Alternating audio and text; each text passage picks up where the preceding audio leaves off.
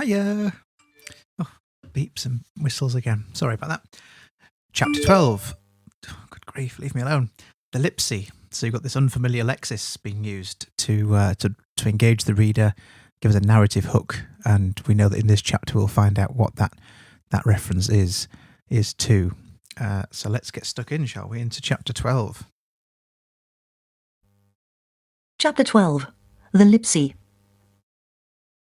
You pig dogs think we all here forgotten what you Nazis done and come in my home on my TV with you music and you news you fuck-ups better write me and... Oh my word, can you believe it? Can you believe that? Well, you've got something called in media res. Here it starts right in the action, right in the middle of a sentence, would you believe?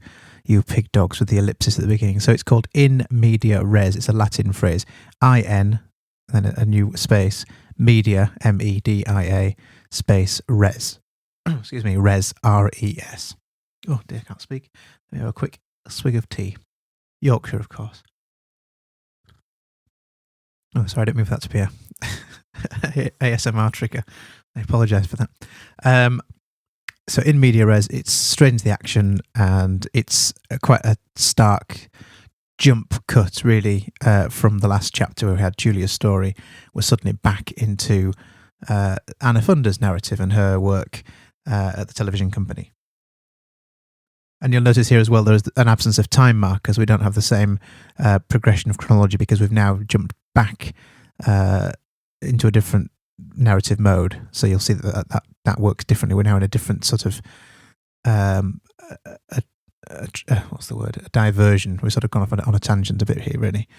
Just as the last chapter was, this is just a narrative shift. So no time markers in media res, which is unusual for Anna Funder. Normally we get a very nicely demarcated clause at the start of each paragraph. This is unusual for her, so therefore probably less useful in terms of comparative writing. But we've got the in media res there, so it's an unusual style for her. Let's push on then, shall we? There's a knock on my office door. It's Uwe. How about a lift home? He says. That would be great. From some stupid impulse, I move to hide the letter in front of me, as if to spare him insult. I hold his gaze and pull it towards me across the desk. The printing is as large and uneven as a ransom note, so it catches his eye. What's that one? He asks. It's, actually, a piece of hate mail, I say. Oh, he says. Yes. He knows immediately what that means. Just a quick point there about back to the figurative language. We know back to Funder now because we've got the printing is as large and uneven as a ransom note, so it catches his eye.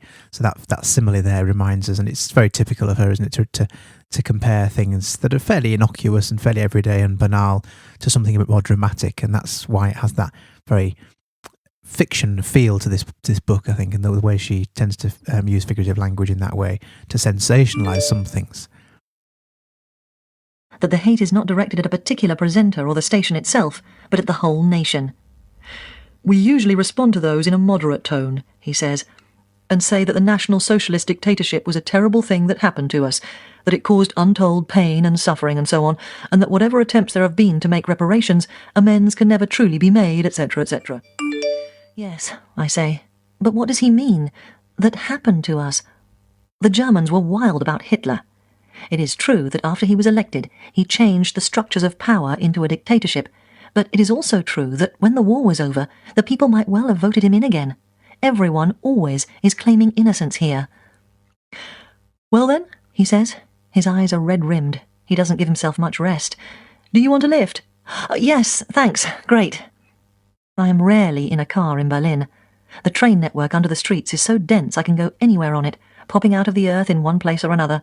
It is a skein of arteries pumping people around the city. The surface is another world. Classic Funder. Look at this, that metaphor to sort of relate the city back to the organic, the train network back to the organic, back to the human, back to the bodily functions again, the heart essentially pumping people around the city. Even those plosives there of pumping people. Brilliant. Love it. The streets are cobbled. Uwe drives fast. He wears leather gloves with press studs on the wrists. His car is a new silver VW Golf, shiny and smelling of pineapple deodorizer. Oh, Funder. Her olfactory senses are back again. The pineapple deodorizer. It smells she's put us almost in the picture, in the very car with him, with that olfactory senses. How delicious. Do you like Elton John? He says. Before I can answer, he turns on the tape deck full blast. He lights a cigarette from the dash lighter. He starts nodding his head and tapping the beat with a leather hand on the leather-covered steering wheel. He's screaming down the streets, the tyres noisy over the cobbles. I hold onto the door handle with one hand and my little pack on my lap with the other. I wonder whether the pack might have some airbag effect. He's humming and smoking and tapping and ashing out the window in a frenetic demonstration of how laid back he is. He shouts something through the music and smoke and din. All I catch is that he's taking drum lessons to get, I watch his mouth, better rhythm. Just a quick point about the characterisation there. Described as the frenetic demonstration of how laid back he is. It's quite an undermining description of him. She sort of psychoanalyses him, doesn't she, and sort of shows how determined he is to prove that he's laid back. Oh, sorry about that. No, the printer's gone off behind me. Good grief! It's like mission control in here. Things popping up and beeping and noises happening. If you listen to this in the future for some reason, then what we used to do in 2020 was we used to all be on Teams, Microsoft Teams, and teach and learn remotely. Brilliant, happy days. So anyway, yeah, just a slightly undermining, slightly dismissive description of what's his face, Uwe. That's him. Right, let's push on. That's where I'm off to now, he yells. My teacher lives in Mitte, like you. Speaking of which, did you follow up any of those Aussie stories you were talking about? He doesn't ask this as if I need to redeem myself from my outburst with Scheller. He seems genuinely curious, and he turns the music down. Yes, I did, I say. I've been having adventures in Stasiland. There's our anaphoric reference back to the title of the book itself, of course, Stasiland. It's sort of a joke, isn't it? Because it's not a real place, but she's making it seem like it's a country of its own right. And of course, he laughs in that way, in the way that we are supposed to sort of find it funny, because it's sort of dominated so much by the Stasi that it might as well be Stasiland. He laughs, so I go on. I've been in a place where what was said was not real, and what was real was not allowed, where people disappeared behind doors and were never heard from again, or were smuggled into other realms. Really? How did you find these people? They're all around us, Uwe. This was the East, after all, and I've gone looking. I advertised for Stasi men. You did what? He looks at me, and I wish he'd looked back at the road. I put an ad in the paper, Uwe. It was no big deal. And other people I've just stumbled across. My landlady, for instance, I say. And I tell him briefly about Julia's expulsion from life until the Stasi offered to redeem her if she would inform for them. And this was as late as the 1980s, I finish. No shit, Uwe says, and I can see that Julia's story is as strange and awful for him as it is for me. He slows to a stop. We have reached my place intact. He turns to me. 2 things, he says, in his serious journalist's voice. There's a man around who, as a young Stasi officer, drew the line along the street where the wall would be built, and he's prepared to talk about the whole thing. His name is Hagen Koch. We had him on a programme once about Checkpoint Charlie, and what you said about turning one world into another made me think of someone else. There is a fellow called Karl Edward von Schnitzler. He was the chief propagandist for the regime. He might be interesting for you too. Another anaphoric reference there back to the previous chapter. This Karl Edward von Schnitzler. We know what he did. He was the... can you remember? That's right. He was the presenter on the Black Channel, wasn't he? The Schwarze Kanal, who was sort of putting out East German propaganda to dismiss the Western culture that was coming through on the television. So there's more narrative progression here. There's a sense that we will now get to meet this person, and we've already had the idea seeded in our minds. So structurally, you can see what Anna Funder's done with this. She's sort of given us that sense of something first and the intrigue, and now she's delivering that with this sense that we will get to speak to him, presumably very soon, or even soon. Julia mentioned von Schnitzler. He's still alive then? Yep, and fierce from what I hear. How can I find them? I'll see whether we've got any contact details at work. Uwe leans across me to open my door, which is sort of gentlemanly but also unnecessary. He takes the opportunity to look up and check out my building. Thanks for the lift, I say, and thanks for the tips. He smells of smoke and fake pineapple, like a seedy Hawaiian. The olfactory senses are back, aren't they? Here we are. He smells of smoke and fake pineapple, like a seedy Hawaiian. Now, does she mean the pizza? Or does she mean an actual Hawaiian person? Probably a Hawaiian person, I guess. Because you can't really get a seedy pizza, can you? I don't suppose, unless you put seeds on it. Anyway, interesting simile, unexpected simile as well. So that figurative language, so typical of Anna Funder. She comes towards the end of clauses and paragraphs. It's sort of, she likes to leave those descriptions with a bit of a punchline, a bit of a joke, and that's the one here. So using a simile, classic Funder. No problem. He's still leaning across me, so I follow his gaze. In the bare tree outside my living room, 2 white things float in the branches. One is a plastic bag, and the other, as we both stare up at it, reveals itself to be a pair of men's underpants. I shrug. I can tell Uwe would never live in a place like this. He leans back into his seat. "Good luck in Stasiland," he says. "Take care there." A few days later, Uwe does find me a number for von Schnitzler, but it's wrong. "Lady," the man who answers tells me, "people like that don't want to be found." Herr von Schnitzler is unlisted. I decide to call Herr Vins to see if he can help. Herr Vins is chuffed to think I need him and says he'll see what he can do. In the meantime, I decide to watch some of von Schnitzler's programs, the Black Channel.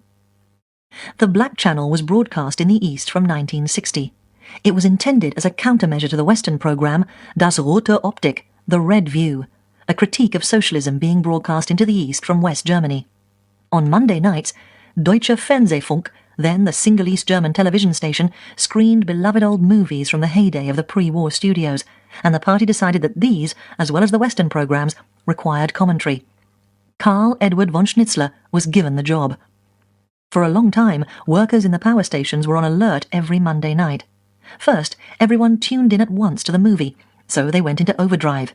Then, when the Black Channel came on, the workers had to struggle to stop the power supply from collapsing under a backsurge as everyone simultaneously switched off their sets. Karl Edward von Schnitzler became a one-man institution and the most hated face of the regime. At the end of 1989, when the demonstrators called out, "We are the people!" and "Free elections," they also shouted, "Say sorry, Schnitzler!" and "Snitchler to the Muppet Show!" That was exactly what he was. A grumpy old puppet throwing scorn on proceedings from on high. Another figurative description there towards the end of that section, or the end of that paragraph, to describe him as a grumpy old puppet, a muppet. I mean, that's good even for Funder. I know this isn't. We can't give this credit to Funder for this time. This is chanted by the people. Schnitzler to the Muppet Show, but it's very fitting. It's the sort of thing that she would say, isn't it? She kind of would compare him to a muppet because it's quite undermining and base and unflattering. So it's very I suppose expected that Anna Funder has. We'll stop calling it Anna Funder. It's brilliant. It just rolls off the tongue, doesn't it? Why? What am I even saying? I don't know. It's the sort of thing she would have said, and certainly has picked up on. Oh, don't think that I enjoy a Hawaiian pizza, by the way. Just mention that I've never had a Hawaiian pizza and I never would. So please don't think I'm the sort of person who eats a Hawaiian pizza with pineapple on. Good grief. Can't think of anything worse. Well, I probably could, but, it's bad enough. The East German television station was at Adlershof, an eastern suburb of Berlin. The complex is now being touted as a hot new multimedia centre, but remains a cluster of cold, grey buildings set in an expanse of gravel like an industrial park. One of them houses the archive of programmes broadcast in the GDR. This place isn't really open to the public, and Uwe has made some calls to get me in. I enter what seems to be a back door and then walk along a grimy glass-sided gangway linking this building to the next. There are no people around. I come to double doors with an old security intercom. I ring in and they open for me. Ahead there's a counter. In either direction, right and left, a long linoleum corridor stretches out, strewn with ancient editing equipment and piles of film reels. Behind the counter I find the first signs of life. 2 men in what look like matching brown cardigans are drinking coffee. They take a look at me and turn back immediately to one another. "Good morning," I say. "Have you come for a parcel?" Cardigan 1 asks, staring straight at Cardigan 2. So look at that. She's reduced these 2 individuals to simply the item of clothing that they're wearing, these cardigans, which suggests, I don't know, boring, doesn't it? If someone wears a cardigan or a man wears a cardigan. I don't know. Maybe I'm being too prejudiced there against cardigans, but she's reduced them. She's dehumanized them. Classic funder. Capitalised the cardigan, of course, capitalised the number to sort of give this farcical identity. I would call it a synecdoche because, of course, the cardigan represents something much bigger. It represents the man himself. So it's a synecdoche to represent them there. No, I say, I've come to look at some tapes. We wouldn't know anything about that, Cardigan 1 says. He still doesn't look at me. There's a silence. Is Frau Anderson about? I ask. She'd have to see Frau Anderson about that, wouldn't she? 1 says to his silent companion. 2 takes a sip. 1 reads this as agreement. Yes, 1 repeats. She'd have to see Frau Anderson about that. I glance up and down the empty corridor. It's getting on for time, he adds. We leave here at 4:25, you know. Right, I say. Cardigan 2 speaks. We're on a break, he says to 1. Just a little comment about the way she's dehumanised these people to just simply numbers now, 1 and 2. Sort of fitting, isn't it, for the communist background in which this is being set, and the way in which people are anonymised and dehumanised in that sense. So there's a bit of sort of mockery and using that lexical field, I guess, as well there. Right, I say again. There's another silence. What is this, Beckett? I remember what the German absurdist poet Kurt Tucholsky said about his countrymen and counters. They all grovel in front of them and aspire to sit behind them. I am tossing up whether to grovel like a native or to make a scene, foreign style, when I am saved by footsteps coming along the corridor. Frau Anderson. That reference there to Beckett, I'm sure you'll have spotted, this is a reference to the surrealist playwright Samuel Beckett. And he famously wrote a play which had 2 male leads, only 2 male characters in the play. Well, only 2 characters in the play, full stop. And do you know what the name of the play was? It was Waiting for Godot. Waiting for Godot. And it's an absurd play where literally nothing happens. And so she's sort of comparing this scene of absurdity to Samuel Beckett's play there. So it's an exophoric reference to another play. There you are, then, Cardigan 1 says to Cardigan 2, as if this whole little episode had been a private bet between them. Frau Anderson. Frau Anderson is a woman in her mid-50s. It is hard to tell what she really looks like because she is wearing makeup to disguise. Perhaps she used to be on the stage or in television. She has shiny skin the consistency of cheesecake and lips painted on in a shape that departs boldly and theatrically from nature. Yeah. So here we have another female character being described in quite grotesque caricature terms, all based on her makeup. So Funda's having she's got a bit of a style convention here going on, hasn't she? So every time she meets a new woman, she seems to hone in on the makeup. So wearing makeup to disguise what? It seems that she's sort of trying to be anonymous, or that's, again, there's a sense of psychoanalyzing people here, isn't there? That she seems to understand, or thinks she understands, why people do what they do, particularly where appearance is concerned. She has shiny skin and the she has shiny skin, the consistency of cheesecake. Ooh, not very flattering. And lips painted on in a shape that departs boldly and theatrically from nature. So, I mean, this is a very unflattering description of her appearance. I don't think anybody would like to say that they look like cheesecake. And lips painted on reminds us of that, the lady in the metro earlier on in the book, right at the beginning. So you've got I suppose you could even refer to it as an anaphoric reference there, but I think it's just the way in which Anna Funda sees makeup. I think she perhaps just uses that phrase painted on, and maybe not even dismissively or in a sort of unflattering way. I think that's just how she sort of describes it. But it does have a sort of caricature, clown-like sort of feel to it when she describes people's makeup. Ah, Herr von Schnitzler, she says as she leads me down the corridor. He was a 1. You've got to give it to him. At least he has stuck with what he said back then. Not a damn turncoat like the rest of them these days. Her bitterness and nostalgia shock me. It is part of the nostalgia for the East, Ost, which has given rise to a new sticklebrick word. Nostalgie. We've seen that word before, sticklebrick word. It's a neologism of Anna Funder's, I presume. It's not something I've heard of before this, so I think it's Anna Funder's own concocted word. And so it's an anaphoric reference back to earlier in the book, but it's also quite a fitting metaphor and sort of quite funny as well, because it's taking the evolution of the language and sort of comparing it to a child's toy. Clearly, only those demonstrably loyal to the state worked here, and Frau Anderson is still one of them.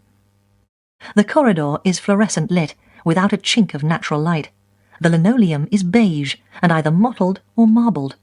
The walls are a peeling, bilious yellow. There's a stale smell. It is like being inside some old beast. Back to the olfactory again there. Not much else to say about it, but she's obviously honing in on the sense of smell, possibly to immerse the reader, possibly just because she herself has that sort of keen sense of smell. Who knows? We walk the length of the corridor, and I count, from habit or obsession or just not wanting to get lost, 15 steel doors on each side before we get to the last one. Frau Anderson opens it and turns to me. "I leave at 4:25, she says. "Do you think you'll be done by then?" "I hope so," I say. "It would be terrible," she jokes, "to leave you locked up here overnight." It sure would. This place seems to have been designed on the same one-size-fits-all architectural principle as everything else. The Runde Ecke in Leipzig and Stasi HQ at Normannenstrasse, the same as prisons and hospitals and schools and administrative buildings all over this country. We're coming into some asynthetic lists here to show the range of similar built architecture, and the architecture is that sort of communist utilitarian style which she describes here, about everything being very much built to the same plan, a very efficient, economical way of building, very cheap buildings. And so look out here for the asynthetic lists coming up. And probably the same as inside the brown Palast der Republik, only it's behind bars and I can't get in. From here to Vladivostok, this was communism's gift to the built environment: linoleum and grey cement, asbestos and prefabricated concrete, and always long, long corridors with all-purpose rooms. Behind these doors, anything could be happening. Here we go. Interrogations, imprisonment, examinations, education, administration, hiding out from nuclear catastrophe, or, in this case, propaganda. Inside, the room has the proportions of a prison cell, but is decorated like a trailer home from the 1960s. There are brown curtains for the small high-up window and brown wallpaper on the walls in a flower pattern. There's an ancient reel-to-reel film-cutting machine, an office chair, and a tourist poster for the Gobi Desert with text in Russian and German. In the corner there's a television set and a video player. Frau Anderson leaves me with some tapes they found. I put one in the machine and turn the lights out. It's von Schnitzler's first programme from March 1960. The titles come on. A mean-looking cartoon eagle, the West German emblem, wearing the red, white and black of fascism, alights onto a television antenna. Then the words come up. The Black Channel. Suddenly, a man in a suit with boxy black glasses fills the screen. He addresses me directly, as if he were sitting here in the room. "The Black Channel, my dear ladies and gentlemen, carries filth and sewage. But instead of carrying it to a sewage farm, as it ought, it pours, day after day, into hundreds of thousands of West German and West Berlin homes. This channel is the channel broadcasting West German television programs, the Black Channel, and every Monday at this time we are going to devote ourselves to, as you might say, a hygiene operation." The next tape was from 1965, after 2 people had been shot trying to flee over the wall. "Dear viewers, you all know why I'm here today, returned from my holiday especially to appear before you tonight. Our border guards have, in accordance with their duty, had to shoot at 2 men. They were breaking the law and seeking to breach our national border. They stopped neither when called nor when warning shots were fired. One of them was fatally wounded. People should listen to us when we say again and again, we determine the order at our border, and we ensure that it is maintained for good reasons. Whosoever wants to traverse the GDR border needs permission. Otherwise, stay away from our border. He who puts himself in danger will die. I know, ladies and gentlemen, it sounds hard, and will perhaps even be interpreted by some of you as inhumane. But what is humane and what is inhumane? I know this isn't Anna Funder's, these aren't her words here, but just a quick point about the use of pronouns here that are quite telling, and the use of modal verbs. So in order to soften this, which is obviously quite a fierce, aggressive broadcast, you have these modal verbs. So people should listen to us rather than people must. So it's sort of trying to soften itself. And I wouldn't normally mention that, but the fact is that the pronouns are even more interesting, which says, he who puts himself in danger will die. So you avoiding that direct address by using third person rather than second person, rather than saying, if you do this, you will die.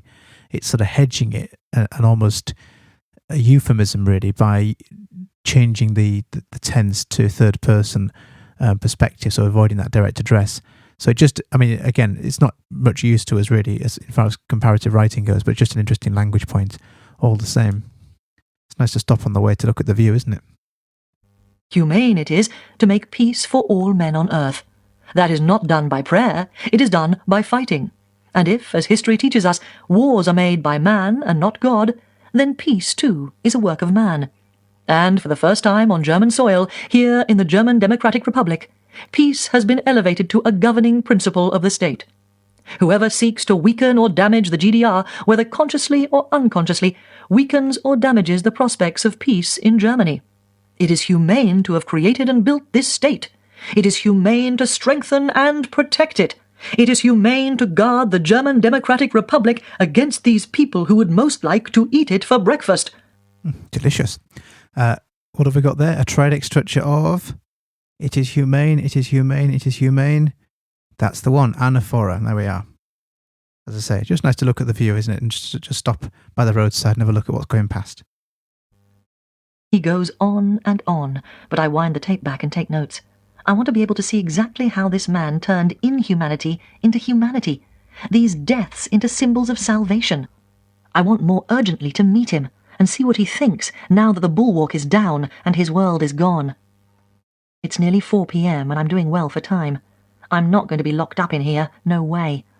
I start packing my things together. The tape is still running. It switches to another program called In the Mood, Gut aufgelegt, with cheery introductory music. A beautiful blue-eyed brunette in a 1960s pinched-waisted dress is in a record shop. She approaches the camera. Just a quick point there about descriptions. Obviously, this is someone here that she's describing in quite a flattering way. A beautiful blue-eyed brunette, pinched-waisted dress. So we've got there's nothing unflattering about this. But it seems that the people she meets in real life are the ones that she likes to undermine or describe in very real terms. This person is a presenter. So she's almost seduced by Anna Funder's almost seduced by the glamour and the sort of the sheen and the gloss that's applied with television, whereas in real life that's when she really likes to explore appearance and the sort of artificiality of appearance, particularly when makeup's concerned. Record sellers have been getting strange requests from customers lately, she says, for lipsy music. Lipsy music. There we have the anaphoric reference back to the chapter title. And if you've not looked yet, have a look do Google and have a look on YouTube for lipsy dancing. It's really quite eye-opening to see what this dance craze was that the East Germans were trying to propagate and push out, simply because, well, I'll get to it in a few moments' time after she's read a bit further in the book. I have a question. Just what is lipsy? Brockhaus, the music encyclopedist, would say, I have no idea, and if it isn't in any of my 20 volumes, it doesn't exist. But the record seller would tell you, lipsy. That's all my customers are asking for. It's an epidemic. A young couple might say, lipsy, it's the simplest thing. The dance itself is in 6/4 time, and you just take her in your left arm like this. She extends her arm. Well, it's easy. Look. She pretends to get stuck for words and then finds her slogan. If you really want to know, simply dance away. All the young people dance the lipsy today. I'm curious and stop packing. The screen shows a couple in a dance hall. He clean-cut in a suit and she in a dress and stilettos. And together they do the strangest dance that I have ever seen.